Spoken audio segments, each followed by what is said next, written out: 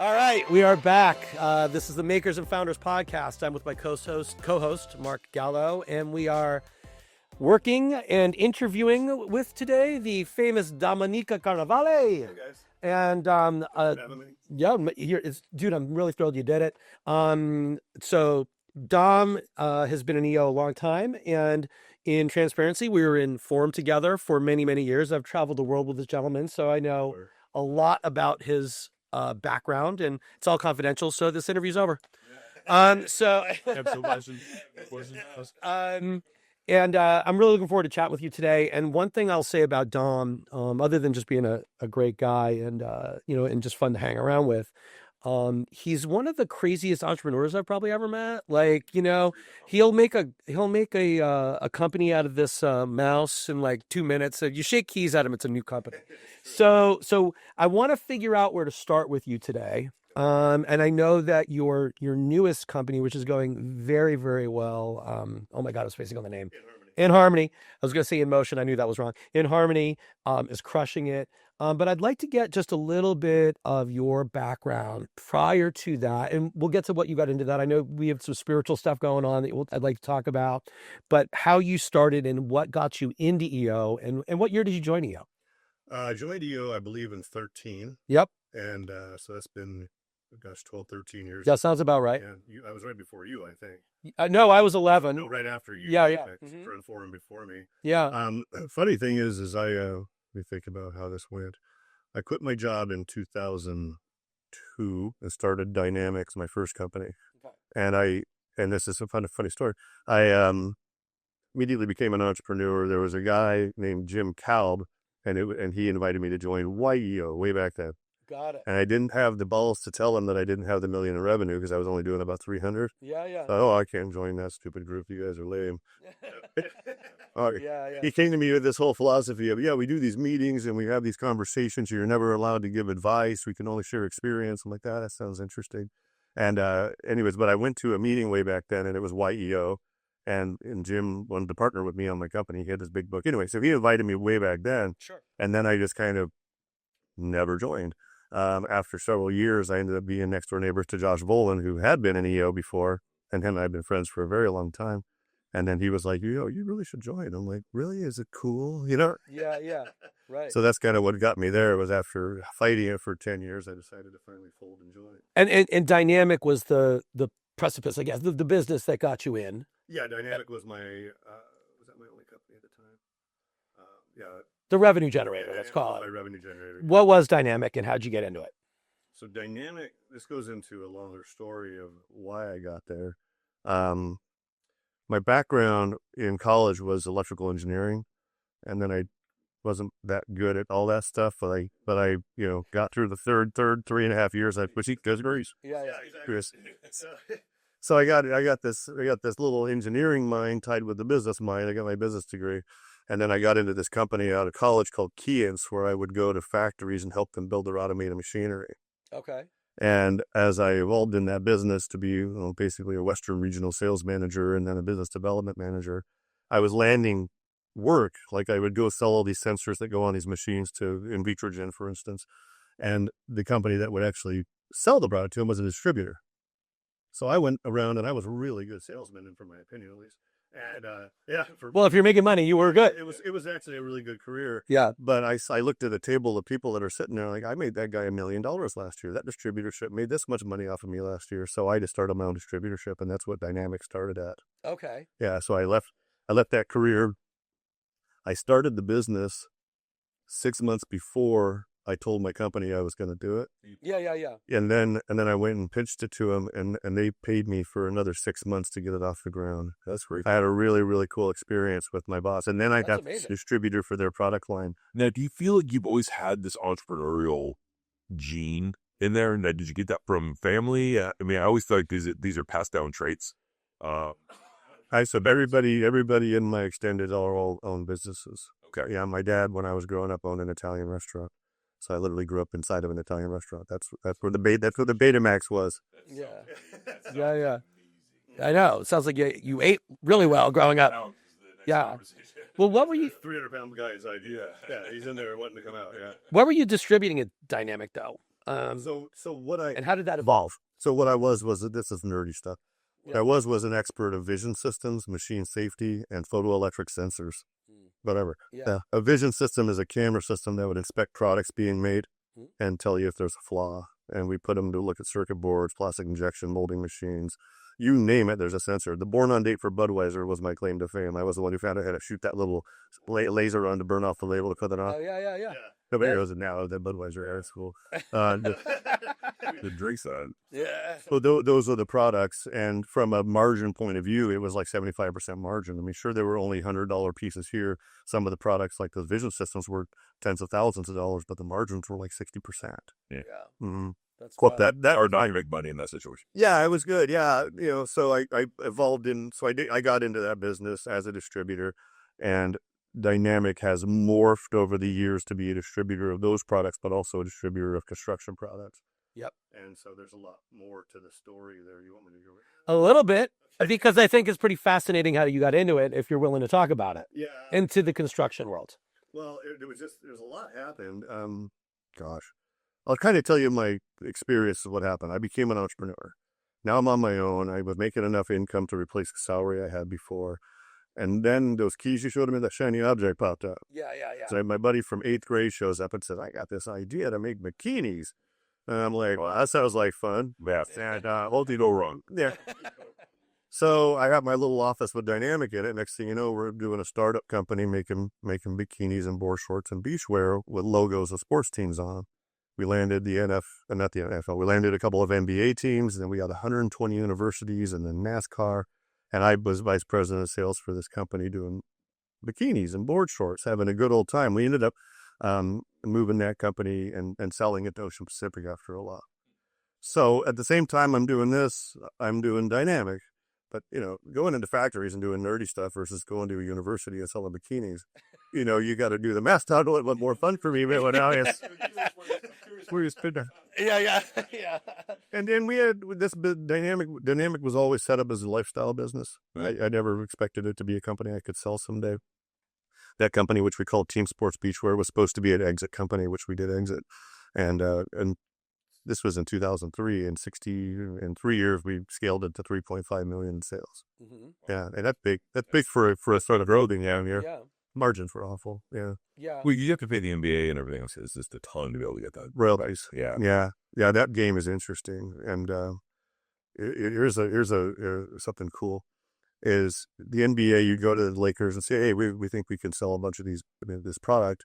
And they go, well, how much do you think you can sell? You got to be careful when you say it, right? Right. So we can do at least 100,000 in sales. Okay, our royalty is 14%. Give us $14,000 right now. We'll let you do it. No, we can sell $10,000.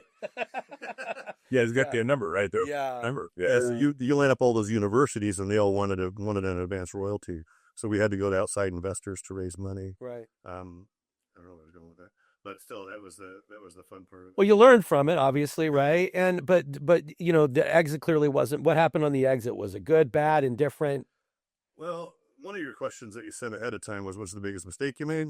This is a good one then. What was the biggest mistake I made? So I went into business with a childhood friend. You don't say anymore. Yeah. Well, yeah, you do. And it was his idea. At the time, I considered him smarter than me. Yeah. And it turns out he was.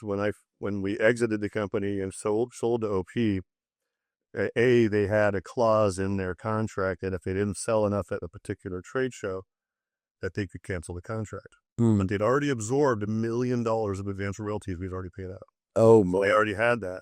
And then they decided to cancel the deal. So I got the bad news from my business partner that the bad deal is the bad deal and that we're all going to get screwed. Our investors were upset.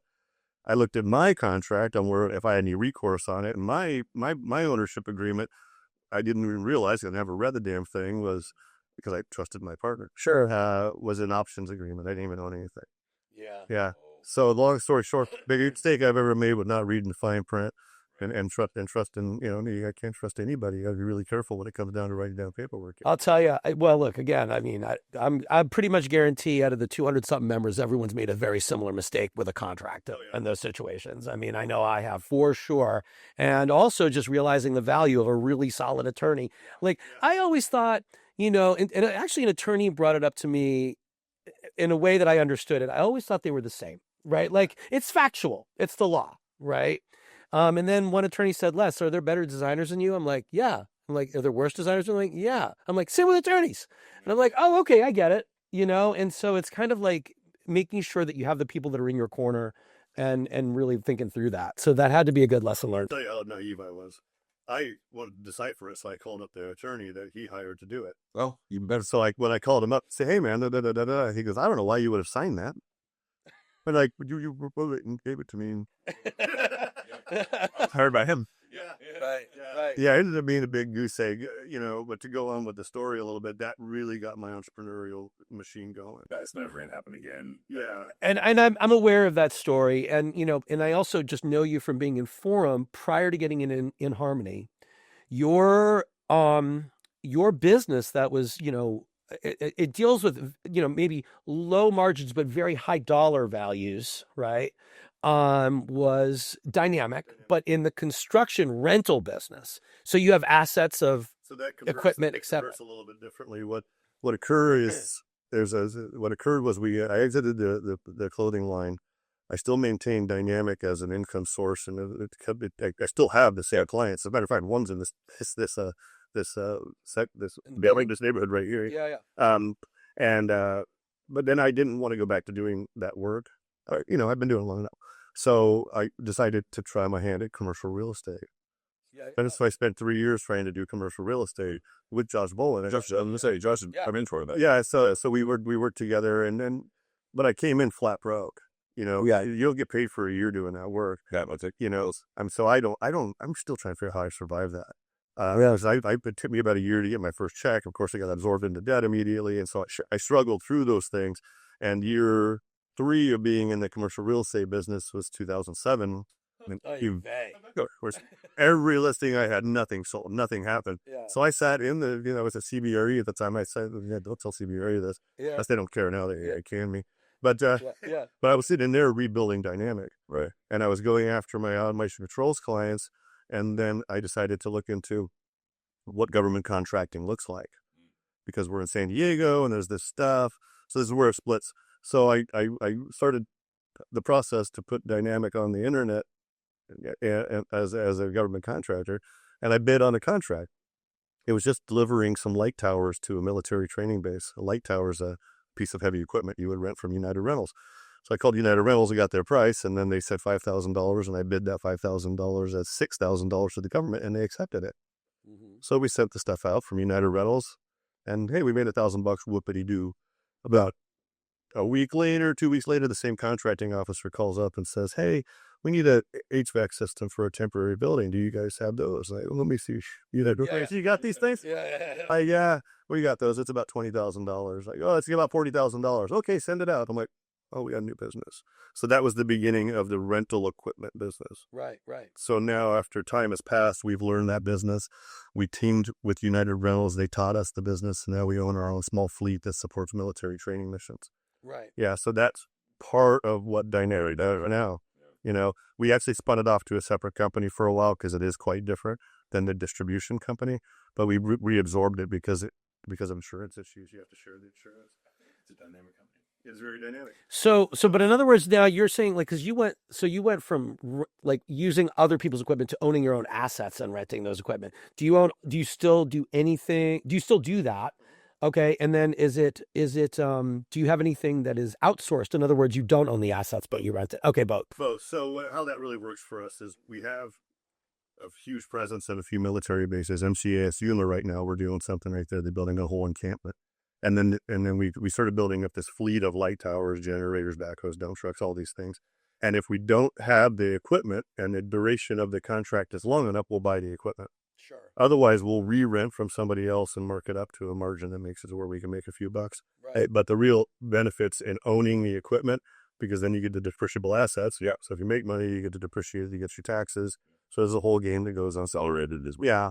And we're not sought. We're a little bit sought after, because we have a fleet of light towers. So if you try and rent a light tower during Christmas tree or pumpkin season, they don't exist. But ours are specified only for military, and they're on military basis, so they'll call us for that work. Yeah. Yeah.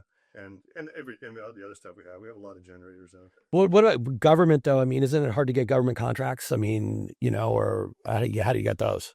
that's a puzzle you just have to figure out. Yeah. Okay. You know, I have a really good team. I rely on Jeff Everett quite a bit for a little bit of Love for the proposals. yeah. Great. I know he doesn't write proposals for me, but they'll help us find some stuff. Yeah.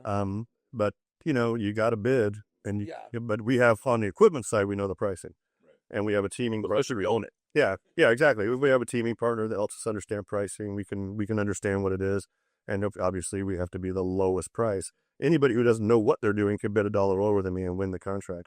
I know guys call me, "Hey Rick, I'm like, no, you can't beat me on a contract to try and brand my stuff. Yeah.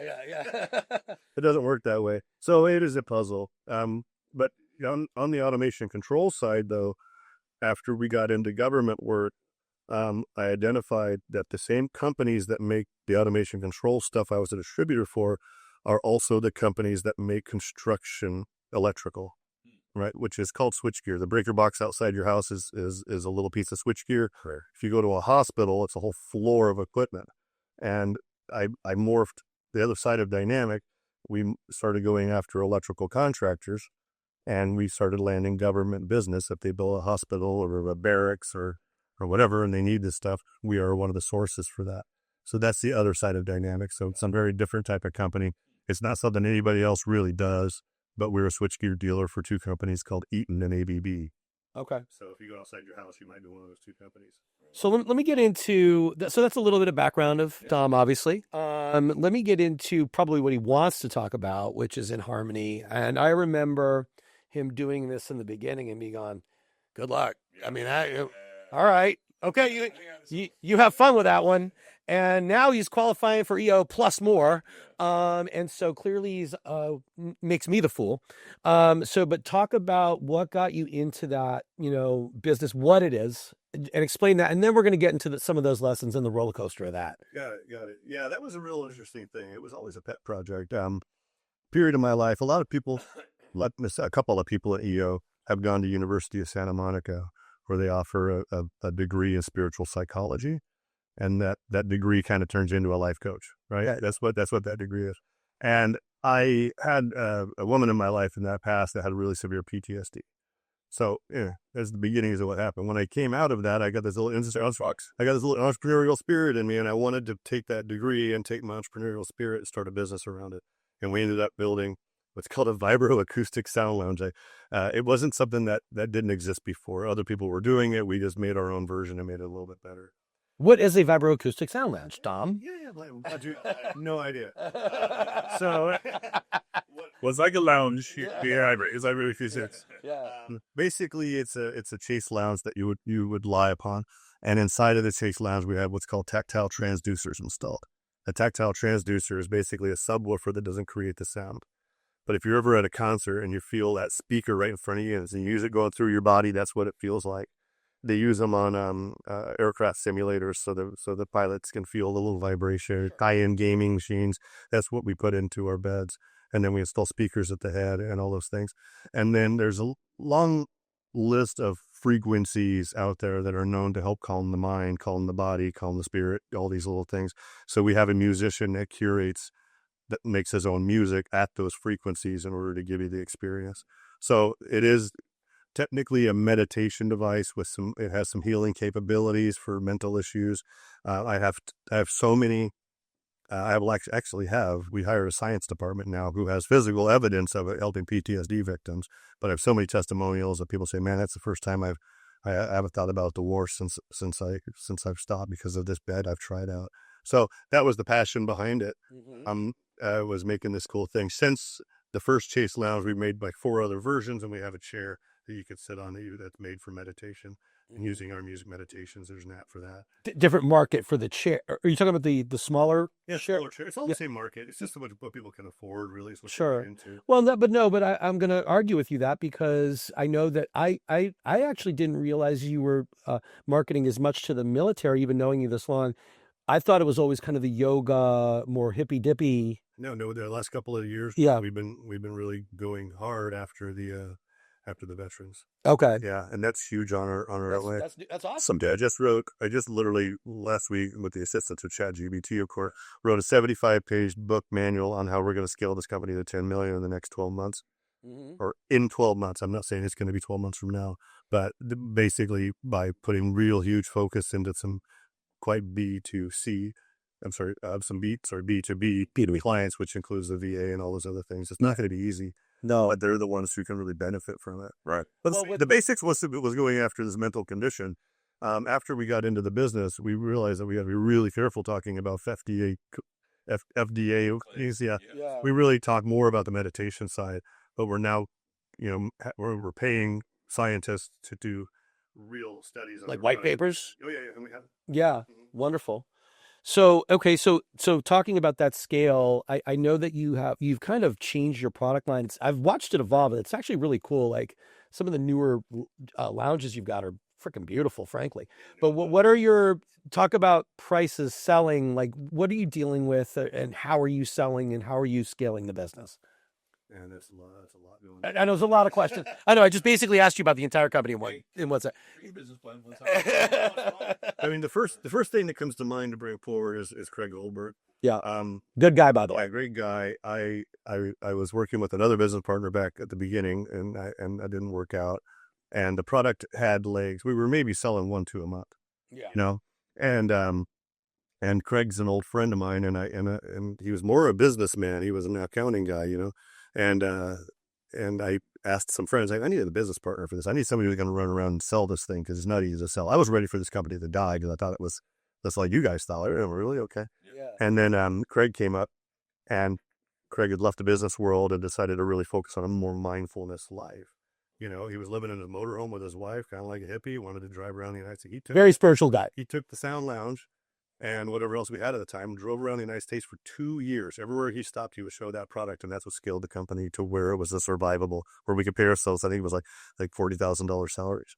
Wow. So Craig did all that work, and he's become, just an amazing marketer. Yeah. So to answer the first question is how we're scaling the company is through some real solid marketing at that marketing quality. Well, that's Gorilla, right? But I also know you're doing digital and other things now. So are you fully omni-channel marketing at this point, would you say? Yeah, omni-channel. Define omni-channel. Well, so like you're doing Gorilla, social, TV, brochure mailings, whatever. Okay. Craig should be here to answer these questions. No, they get it. But that is the truth of it. However, everybody who likes this product, or a lot of people who like this product, are usually in the mindfulness world. There's small circles of little groups out there. Sure. And so we have now about 900 affiliates who have signed up. Yeah.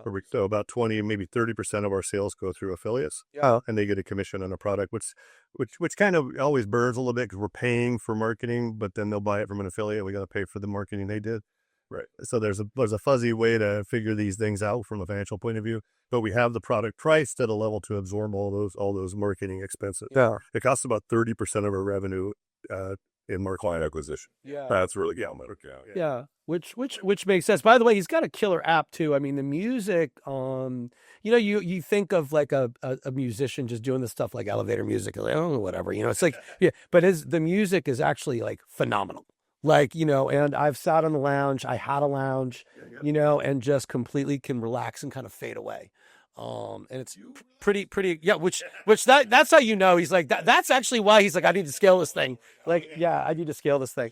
Well, what are some of the lessons you've learned in kind of scaling this? Like, I know, you have a lot of questions on marketing and things like that happen. What were some mistakes you made perhaps with your partner, or lessons you've learned from this where you're growing from that?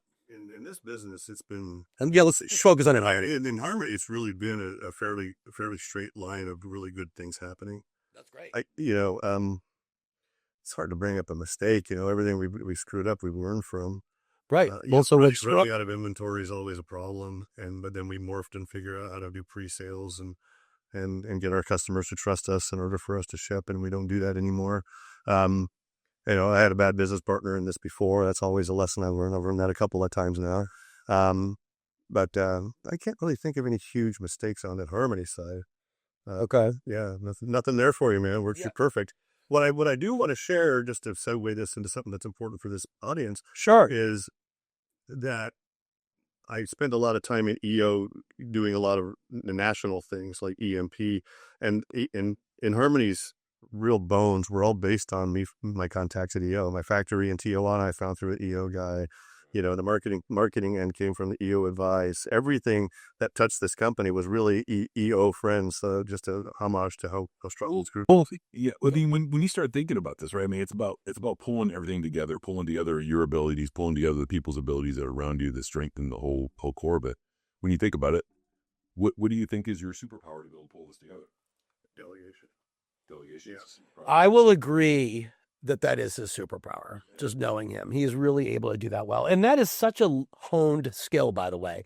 I know you didn't start that way. Yep. You know, I was doing it all myself before. Yeah. And this, I put together the systems, whatever they may be, and then give it to somebody else, and then stay in my lane. So I'm a true delegator as well, but then I also have a complete concern from a controls standpoint of that delegation. Yeah. And so how do you balance that, like the art of delegating to weighing in the I don't give a fuck? Yeah, every once in a while you got to stick your nose in and be the bad guy.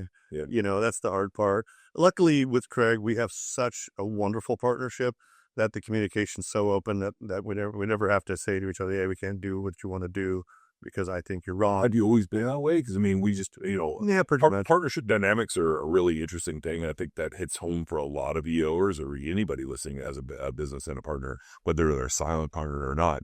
What I've learned in my time is silent partners aren't silent for very long. Yeah. And so, when you start looking at that partnership dynamic, how do you think you foster something like that to keep that into, your lanes? Do you guys have good, clear, defined lanes that you each are responsible for? How do you keep that? This kind of overlaps both the dynamic and in harmony, but where the partners are trusted. I have a partner at dynamic as well, and the roles are pretty well defined, right? But there is our level 10 meetings that we're doing at EOS. We're meeting so frequently that everybody knows what each other are. Yeah, the trust is earned. Yeah, the trust is really there. Yeah. At Dynamic, I brought in a guy to run the rental equipment business, I think 15 years ago, and he works autonomously. I don't have to manage that business at all. Would it do better if I was micromanaging it? Probably. Right. Would it drive me nuts if I was micromanaging it? Absolutely. He's totally raised. I mean, I think look, you've made mistakes in partners, but I do think that you've also honed a skill of finding the right people, which is not easy, dude. That is like one of my least superpowers until probably recently, and I'm talking been in business 26 years. I'm finally there, and I feel like you've accomplished that a lot quicker where you've been able to find groups of people. And yeah, you know what? I think another thing you're really good at, Dom, just knowing you and from these conversations is not micromanaging, but managing and guiding and then stepping away. Yeah. Right. And I've seen you do it with Craig. And Craig's phenomenal anyway. Yeah. And, and by the way, I knew Craig before I probably knew you. And I never knew him as a finance guy. So when you said that, I'm like, huh? Because to me, he's such a spiritual, like cool cat, that I don't see him as like kind of an integrator-ish type of person. He's more, Yeah, if we could go out of the box and bring a EO Vegas guy into this, you'd love to hear his story. He's got some stories. Oh yeah, 100%. Yeah, he's at EO Vegas. He moved to Vegas, and that's where the company's headquartered now. So technically, and Harmony's not a San Diego company. Yeah, I mean, and another thing you mentioned, and like this is about EO. This is an EO based podcast. We try to just really make it about the challenges with business, but you brought the journey, but you brought up something really important that I think is fucking so valuable. It's like, and I try to say this to everyone, it's like, lean on EO. You lean on me, I lean on you. I'm like, man, I'm struggling with this. Like, who do you know? Right? Like, or, I need a real estate loan, or I need a bank loan, or I need a warehouse. I need a 3PL service, Jake Brenner, Well, yeah. And you're using him, As a matter of fact, I went to the EO Sydney chapter and found my 3PO in Australia. We just opened up. Oh, beautiful. Right now I'm looking for, where am I going to go? What's the little tiny country east of Switzerland? God, I'm terrible with somebody else. Norway. We're trying to find a 3PL in that region. I'm looking to EO for those. Well, and for those who don't know, it's basically the 3PL is the company that handles all your shipping and orders and all that jazz. And if you're doing any shipping globally, you don't want to do it from the US globally. You need to find them in those locations and have storage there, which means you're turning into a fully global company from an idea that you were talking about in forum. Like, yeah, good luck with that. So, so you have, I can't brand that. Yeah. So that's incredible. And I understand the complexity of that.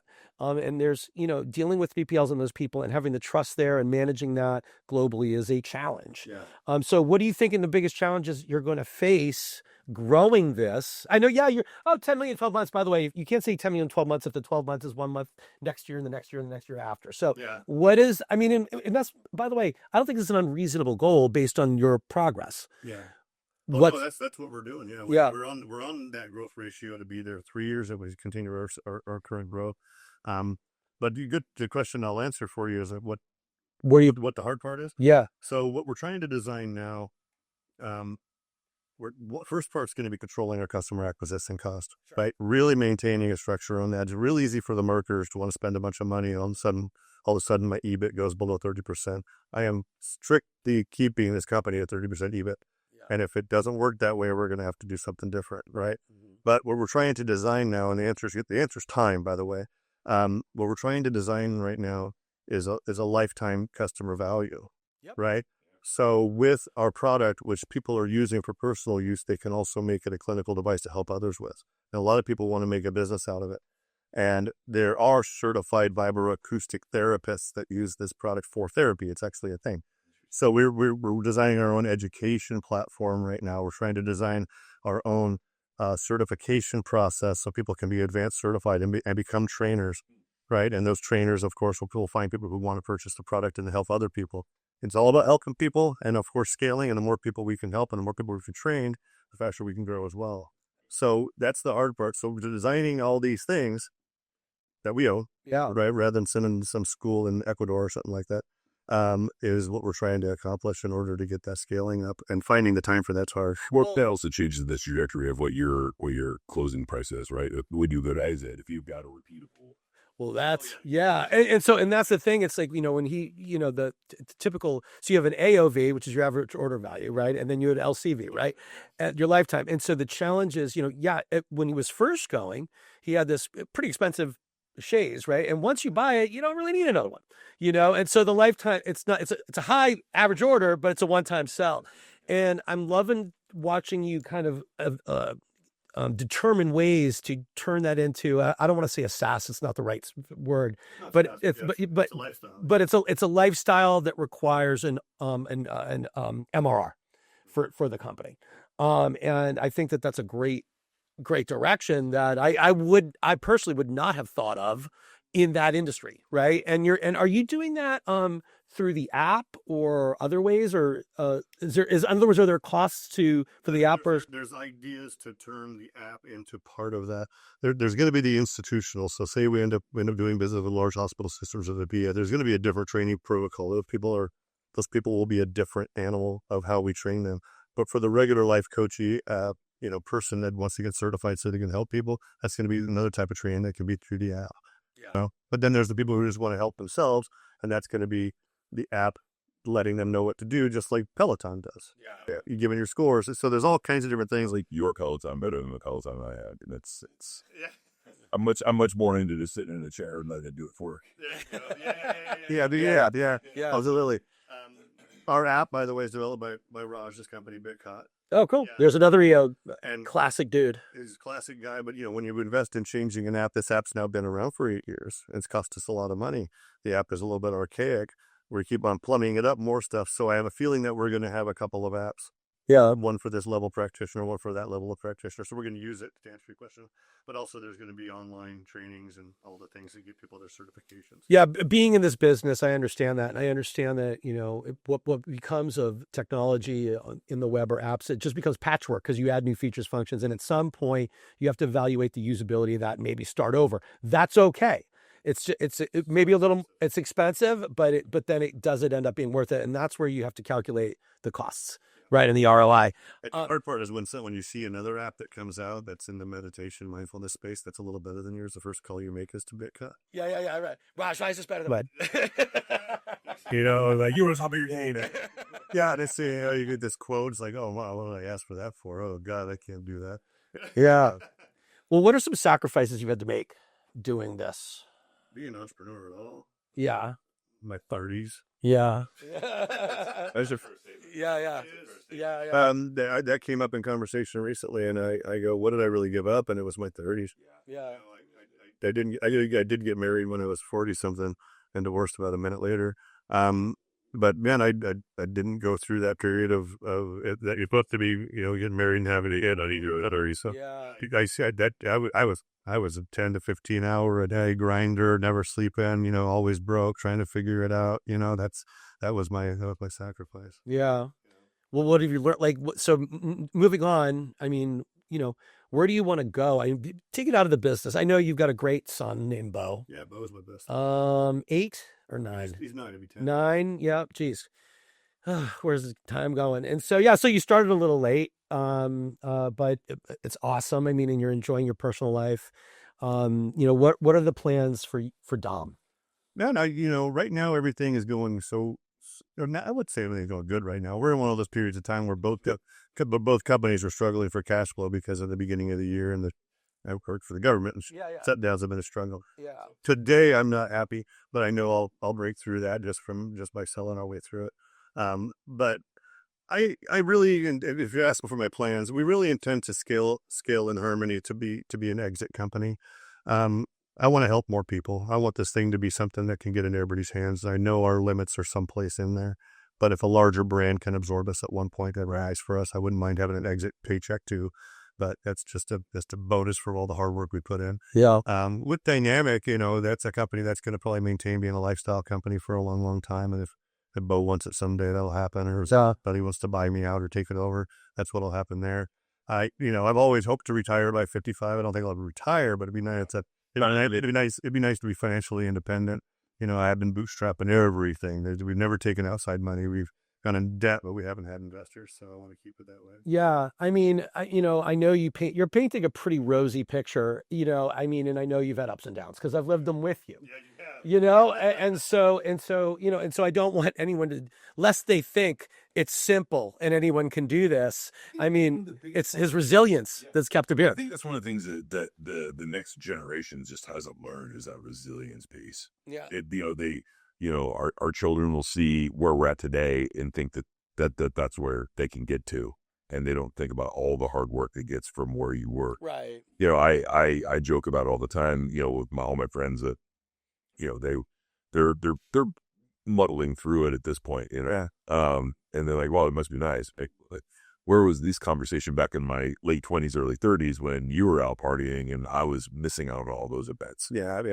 People just don't think about that stuff, Let's see what they're thinking about it. If they're not there yet. How about the millennial generation? Yeah, the millennials just don't understand. Yeah, the millennials just don't understand that yet. I don't think. I think it comes with maturity. Yeah. Well, I think like again, knowing you, and I'll say, you might have sacrificed your 30s like we all did, but in the sense that, I mean, we're both lifestyle guys. And that, to my detriment, I've just been a lifestyle guy. I was never the guy who's like, started a business to scale and exit. I'm just like, I get to go to Europe and make some money and have fun, blah, blah, blah. So yeah, there was a lot of work and a lot of downs, but I think that lifestyle that was provided is what brings me to you today in EO and all that. I think one of those guys are like the entrepreneur house that just come up with crazy harebrained ideas and then they put it to market and then they turn around and sell it. It's like, man, that is so not me. Yeah. That should have been me, and I haven't figured out that end of it yet, as much as I would like to have. Yeah. But, I think that everything's going in the direction I like it. And even though the sacrifices were there, the other sacrifice I had, I got sick. I got Crohn's disease. I got diagnosed with Crohn's disease. I don't believe I had it, but my doctor says I do. And I believe that was all from those 30s for stress. Yeah. But came up when I was 40 years old, and now I have this thing that a lot of entrepreneurs apparently get that I have to tolerate because I lived a life of high stress. So that's a sacrifice that's real that I have to live. That is for sure. And I mean, I never understood I didn't understand until I got older, started to learn that stress is why people die, that's more than anything. And like, wow, I'm going to really try to not be stressed. Yeah. Yeah, the smoke is a de-stressor. No, but I just think, I'm like, that's why I try to just say, no problem. I don't want to die today. No problem. There's a good story in there on one of the questions you probably ahead of time. Tell me. Was, I was living a high stress life, and I felt it, and it was always in a place of lack. I don't have enough money. The businesses aren't where they're supposed to be. I'm always worried, but I was still living in $1 million house. doing whatever I wanted to do, driving the car I wanted to drive, providing for me exactly what I needed. Right. And I don't remember what the situation was, but at one point I kind of just broke down and said, what am I stressing about? Everything just seems to work out for me. I have the skills and abilities. I decided at a moment to trust myself. Right. That I trust my abilities, that the businesses I have are where I'm supposed to be. And I kind of stopped worrying about the money part of it. The stress dissolved. Yeah. And now I just don't. Right now I'm in a major financial pinch. This is happening today. I'm going to work it out. Yeah. And owning from here, owning a Zen-based company helps a little bit, but at the same time, it is a place of bliss that comes with just now trusting my abilities and self. And I've been through enough businesses and I've learned enough to where if I can't figure it out, it's on me and I'll just go live in an apartment. Yeah. Yeah. Well, there's a book I just finished by Dale Carnegie, how to not worry and live life. And it's actually, it's, you see the title of that, you're like, duh, right? But when you read it and the examples he gives, I recommend it. It's a great book. And really it's kind of getting to what's the worst thing that's going to happen. Yeah. Right. And these are like worst things, like you're going to be arrested, go to jail. And, your worst thing is like nothing, in comparison. Right. And we do that in our minds, and we create these situations that if you can just have the wherewithal and knowledge and frankly experience from all of us to go, it's going to work out. Why am I making this a problem for me? Yep, exactly. So why get yourself worked up, man? We'll end in a minute here. So your Dynamic moves forward as a lifestyle brand, right? We're going to scale in Harmony. Yep, we're looking at a $10 million scale, 30%. I'd like to say, do you promise you won't start another business? But I don't believe you'd say yes. I'm really leaning. I mean, I did the math. I counted them up, and since I decided to become an entrepreneur, I've had 17 startups. Wow. I believe that 100%. There was a coffee shop. There was a medical device you were involved in. The Yeah. video, Yeah. And there was all these things that I've done, and then the ones I'm in now. And I also own a commercial real estate brokerage of my own. I don't know if you knew that. I don't. I dabble, but it does some cool stuff. But the ones I have now are the ones that are going forward. Starting a new business, probably. Yeah. But I'm going to do it from a different point of view. Right. Some of our friends sell their companies, make a lot of money, and they go out and start another business. I've seen it happen so many times. I'm like, am I going to be that guy? Yeah. I don't think I can't not. I like being in the entrepreneur circle. I like creating something. Challenge is the brain, right? I mean, I always look at most business owners are going to be high capacity individuals. And I always say that high capacity individuals never retire. They just morph into something different, because what do you do with all that space? Yeah. What do you do with all that capacity? Go golf. Yeah. Golf is, again, violent stuff, and so it's always a struggle. So, I mean, morphing into another business or some other kind of lifestyle is always hard. Yeah. And I love coaching others. I used to, it's been a while. I used to coach EOA a lot. I used to, I always step up to be a coach in the forum, and every once in a while I'll put together a mastermind if some friends want to learn how to start their own businesses. I'll do that. That's something I always will probably do moving forward, because I like to give back to people who want to try and do. You do, and I know this from experience. And also, I'll give you another compliment. You're coachable. Like you're the coach that's coachable. Like, and I've seen him sit back and go, okay, what do I do here? And then listen. Press a title. Yeah. It's a go. Yeah. Yeah. I was told. Like, I'm not the fastest learner, but I do learn. I mean, there's a lot of resistance, but I'll eventually pick it up. Well, to me, being coachable is much harder than being a coach, right? Because we all want to tell people what to do, but to listen to it, it's a different. Yeah. You're coachable too. Yeah. You can admit that to yourself. I can. Yeah, as long as he goes down all the time. Yeah. It actually does. I have been trained. Dom, dude, I love you. Thank you for coming in. Thank you for taking the time to do this. They're really cool. This is my first podcast I've ever done. Really cool. Most were great. I would have brought Munch. He was just laying there on the floor. And we were like, where are you, Munch? So that's awesome, dude. New puppy, yeah. Cute as cute, dude. Jesus, I'm tired. But thanks for coming in. I appreciate it. It's great hearing your story. And obviously we wish you the best. And inharmony.com if anyone wants to check it out. Also, listen for you. You can't. It's I am in harmony. I am in harmony. As always. I was gonna say, why don't you just sell inharmony.com? It sounds like you could sell that for $1 zillion right there. It was a landscape company in Virginia or something. Oh God. All right. Sure, All right. guys. All right. Appreciate you. Thank you, brother. Thank you. Thanks, Mark. Okay. Bye-bye.